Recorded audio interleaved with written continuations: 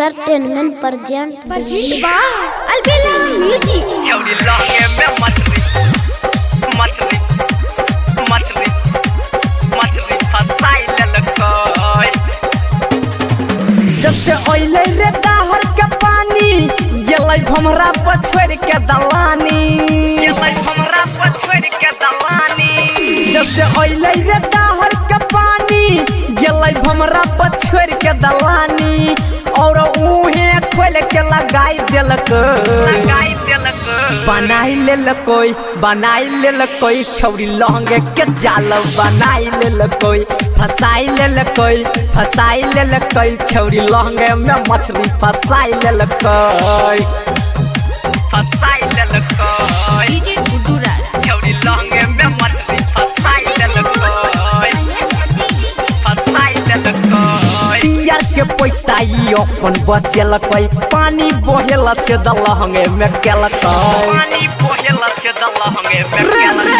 यार के पैसा ई अपन बचेलकै, पानी बहेल से दलहंगे में केलकै, लहंगे में केलकै। एक दिसन मुंह बांधलकै, एक दिसन खुला छोड़लकै, एक दिसन मुंह बांधलकै, एक दिसन खुला छोड़लकै, और गाड़ी के कुत्ता फसाई देलकै, फसाई देलकै।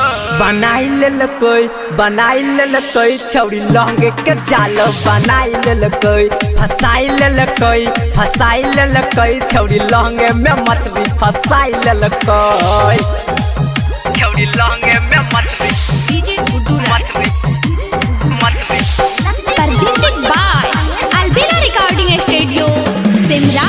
पटक के ई पानी में हेललै, केला के थम ध के जाई पर चढ़लै, केला के थम ध के जाई पर चढ़लै।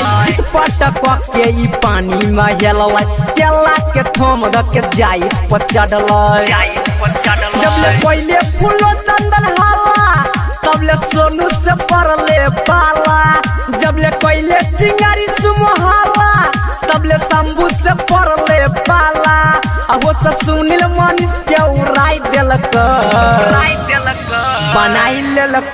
बनाई लेलकै छौरी लहंगे के जाल बनाई लेलकै, फसाई लेलकै छौरी लहंगे में मछली फसाई लेलकै।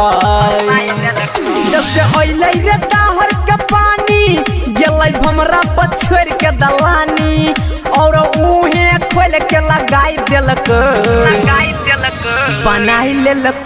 बनाई लेलकै छौरी लहंगे के जाल बनाई लेलकै, फसाई लेलकै छौरी लहंगे में मछली फसाई लेलकै।